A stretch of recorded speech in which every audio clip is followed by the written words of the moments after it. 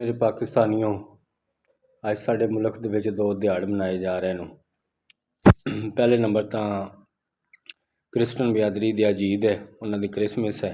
ਮੇਰੀ ਤਰਫੋਂ ਉਹਨਾਂ ਨੂੰ ਬਹੁਤ ਬਹੁਤ ਈਦ ਮੁਬਾਰਕ। ਦੂਸਰੇ ਨੰਬਰ 'ਤੇ ਅੱਜ ਜਿਹੜਾ ਸਾਡਾ ਦਿਹਾੜਾ ਹੈ ਉਹ ਬਾਬੇ ਕਾਇਦੇ ਆਜ਼ਮ ਦੀ ਪੈਦਾਇਸ਼ ਹੈ, ਉਹਨਾਂ ਦਾ ਜਨਮ ਦਿਨ ਹੈ। ਬਾਬੇ ਕਾਇਦੇ ਆਜ਼ਮ ਨੇ ਜਾਂਦੇ ਹੋਏ ਕਿਹਾ ਸੀ, ਜਦੋਂ ਫੌਤ ਹੋਣ ਲੱਗੇ ਸੀ ਉਹਨੇ ਪਾਕਿਸਤਾਨੀ ਕੌਮ ਨੂੰ ਕਿਹਾ ਸੀ, ਮੇਰੇ ਮਰਨ ਤੋਂ ਬਾਅਦ ਪਾਕਿਸਤਾਨੀਆਂ ਤੁਹਾਡੇ ਕੰਮ ਨਹੀਂ ਰੁਕਣਗੇ, ਜਿੱਥੇ ਤੁਹਾਡਾ ਕੰਮ ਰੁਕੇ ਮੇਰੀ ਤਸਵੀਰ ਵਿਖਾਉਣਾ, ਤੁਹਾਡਾ ਫੌਰੀ ਕੰਮ ਹੋ ਜਾਏਗਾ, ਚਾਹੇ ਉਹ ਜਾਇਜ਼ ਹੋਵੇ ਚਾਹੇ ਉਹ ਨਜਾਇਜ਼ ਹੋਵੇ, ਨਾ ਹੋਵੇ ਤਾਂ ਮੈਨੂੰ ਤੁਸੀਂ ਉਲਾਮਾ ਦੇਣਾ। ਅਤੇ ਉਹਨਾਂ ਦੀ ਗੱਲ 100% ਸਹੀ ਹੈ।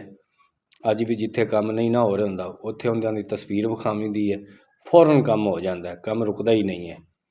ਅਤੇ ਮੈਂ ਬਾਬੇ ਕਾਇਦੇ ਆਜ਼ਮ ਦੀ ਜਨਾਬ ਨਾਲੇ ਅੱਜ ਬਰਸੀ ਹੈ ਅਤੇ ਮੈਂ ਉਹਨਾਂ ਨੂੰ ਅੱਜ ਜਨਾਬ ਨਾਲ ਸਲਾਮ ਪੇਸ਼ ਕਰਨਾ।